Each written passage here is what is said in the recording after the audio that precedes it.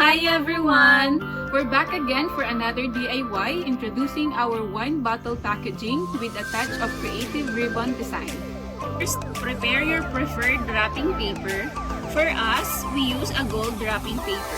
Your wine and roll it around in your wrapping paper.